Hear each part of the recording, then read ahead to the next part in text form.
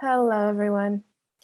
This is Whitney Will from Star Hearth Astrology, and I'm here today for your weekly astrology check-in. Almost said midweek, did not.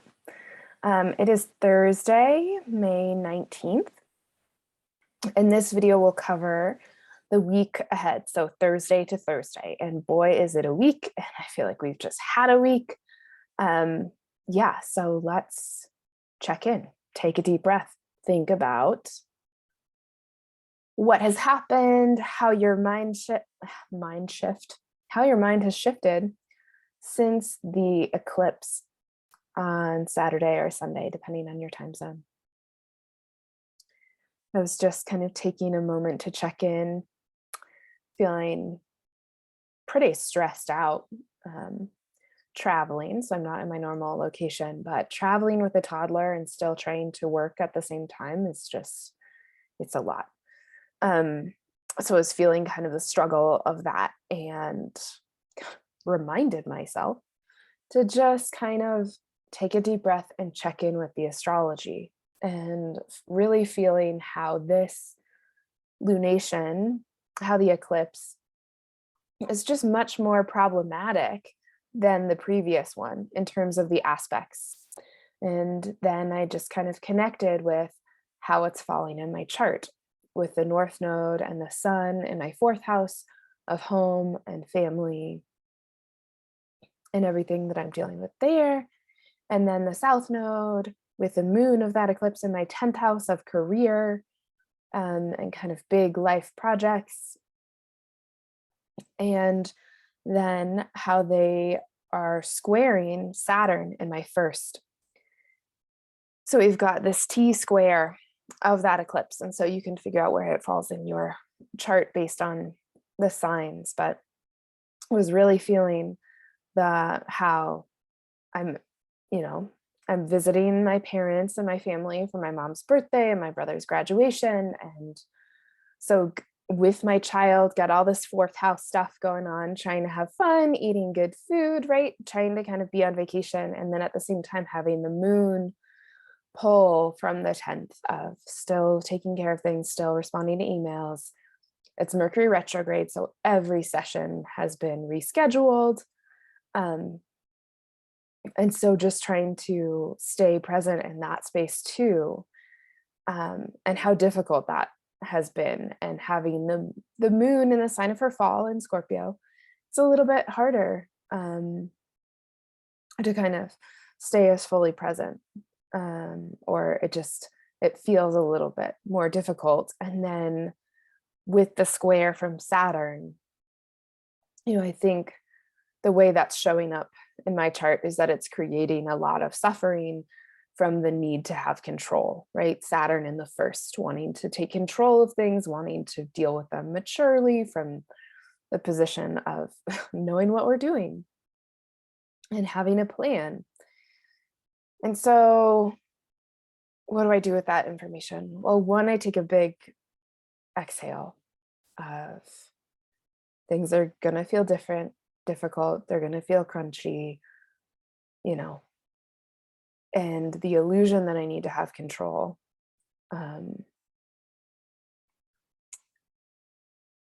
is an illusion. And right, it's responding, right? Because what I really need to do, and what I tell my counseling clients, is just need to be able to respond to things as they happen in the present. And so, right, this need to have everything planned out and everything communicated well and everyone on the same page so that you can be in control is you lose sight of what is, and it's an unreasonable standard for yourself and for other people. And Saturn in the first is going to deliver a lot of unreasonable standards. Hello, Aquarius risings. I see you. We have less than a year of Saturn in the first. And so, yeah, just taking a deep breath and recognizing, the North Node is in the fourth. It's not in the 10th. It is about cultivating the foundation, not not about achievement right now. But right, we're pulled in both directions.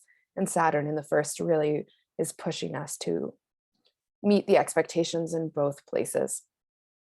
And yet that's difficult. So that's how I'm feeling this eclipse. I did not mean to be in the full blast of it the whole time, but ended up, there were a bunch of Mercury retrograde delays. Everything ended up being okay, as it often is with Mercury retrograde, if you just take a deep breath and don't buy into the illusion of urgency. But it did mean that I was basically driving the whole time of the eclipse from the beginning through totality, through most of it, in a car with a sunroof that you couldn't close. So just watching the entire eclipse the whole way. And yeah, just absorbing it for better or for worse. And we'll see, right? I'm really getting the sense and kind of the part of the structural work with these eclipses and with this eclipse season is understanding what is going to be the storyline for you with the eclipses in Taurus and Scorpio. And so, right, for me as an Aquarius rising in my 4th and my 10th house, it's really about balancing work and family and how I'm going to make that all happen and how that balance is going to find itself through a series of shifts. And so deep in that work.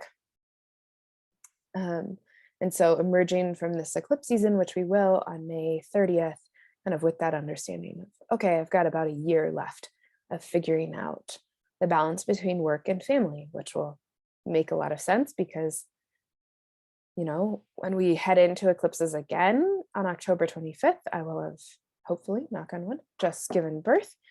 And so be navigating that new piece of changes to my home and career.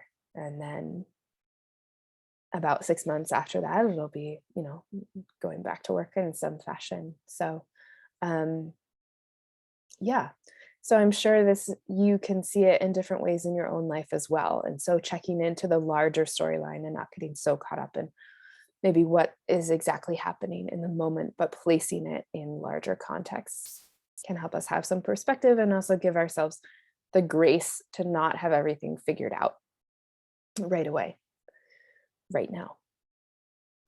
Okay, so we head into this week, as I said, coming down from this full moon eclipse, one of the gnarliest lunations of the year for sure.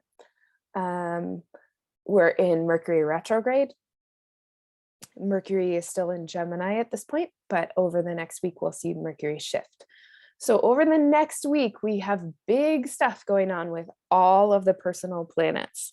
So that's the sun, the moon, not so much. I mean, we're coming down from an eclipse. The moon is obviously involved in everything, but not, right? The moon's kind of big show was last weekend.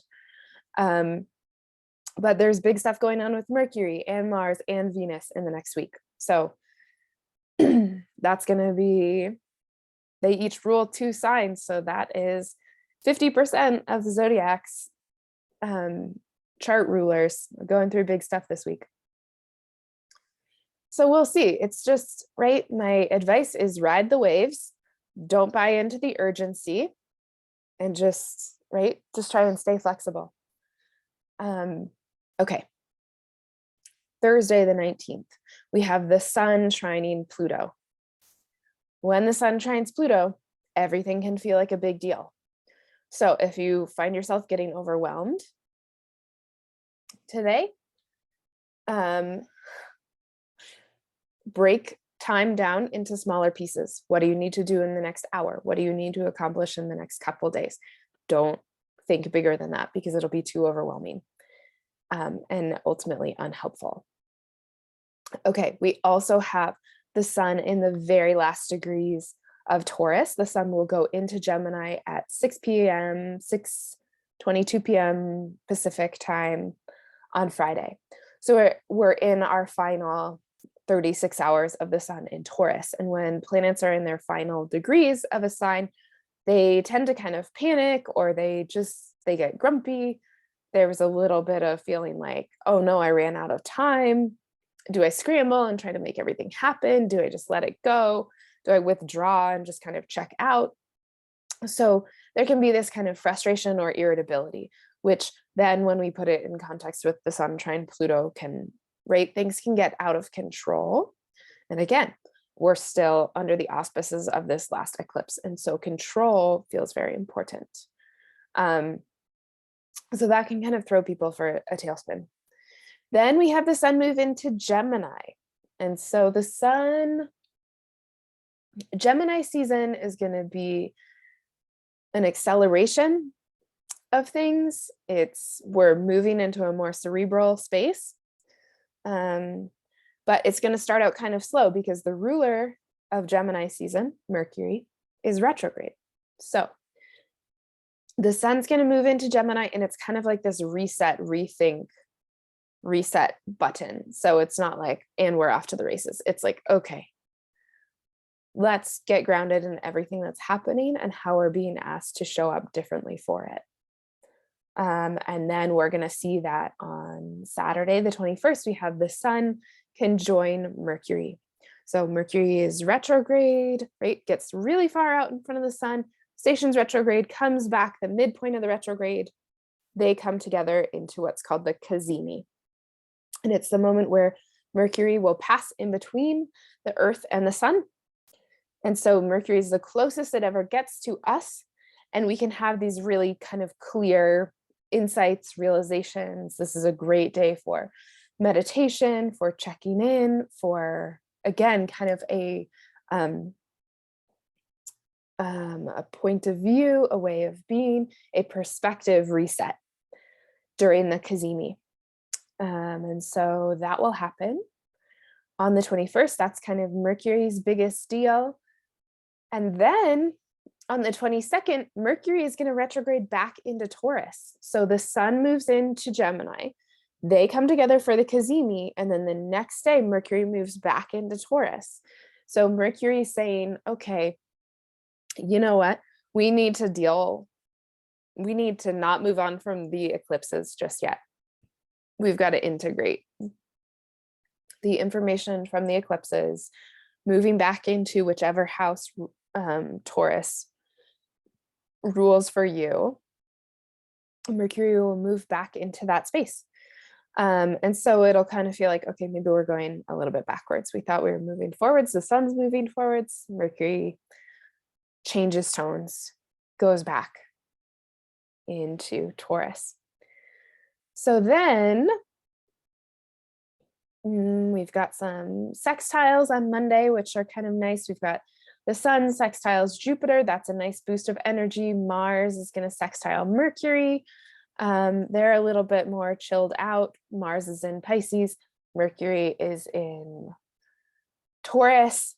They're just kind of doing a quick little fist bump before Mars moves into Aries on the 24th. And this is really someone hits the gas pedal. Mars moves into Aries. We have Venus in Aries. We have Jupiter in Aries. So now we're kind of in this Aries party and things go fast. The ruler of Aries is there. Your Aries house can function in a much more clear way. It's got kind of all of the energy behind it. So that's a powerful shift. We've got Mars in rulership. Venus will be in rulership by the end of the week, by next Saturday.